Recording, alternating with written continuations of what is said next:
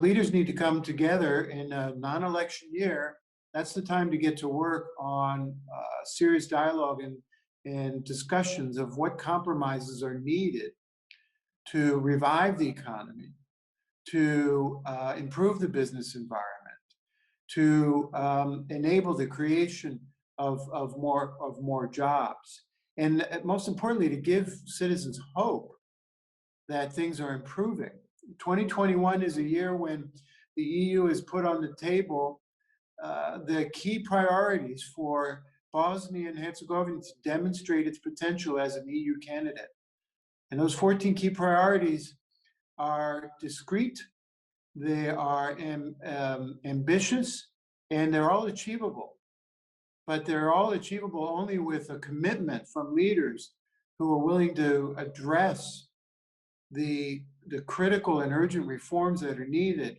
I mentioned the economy. It's also about rule of law, and it's also about electoral reform, that citizens here can believe that everyone is able to participate in elections and everyone's votes counts, so that the leaders at the end of the day in 2022 and every election year thereafter are held accountable by citizens for the results.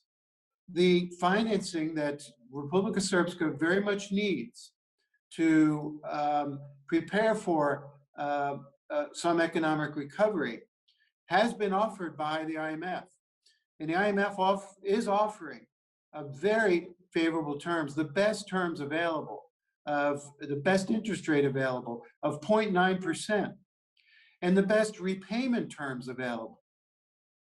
The repayment terms are to begin repaying the loan in 5 years and to repay it in 12 semi-annual installments, because the offer is still on the table, 750 million euros. Now, instead, Republika Srpska this week elected with very little transparency to finance bonds on the London Stock Exchange.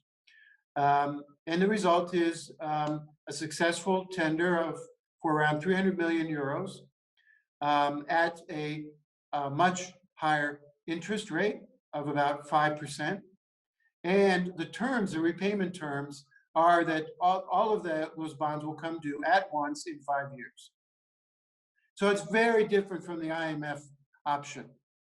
The difference in the interest rate alone is about 60 million euros. 60 million euros extra that consumers and taxpayers in Republika Srpska will be paying for this loan. And the question is why? I think that's an important question that people should consider and think about, and leaders should be held accountable.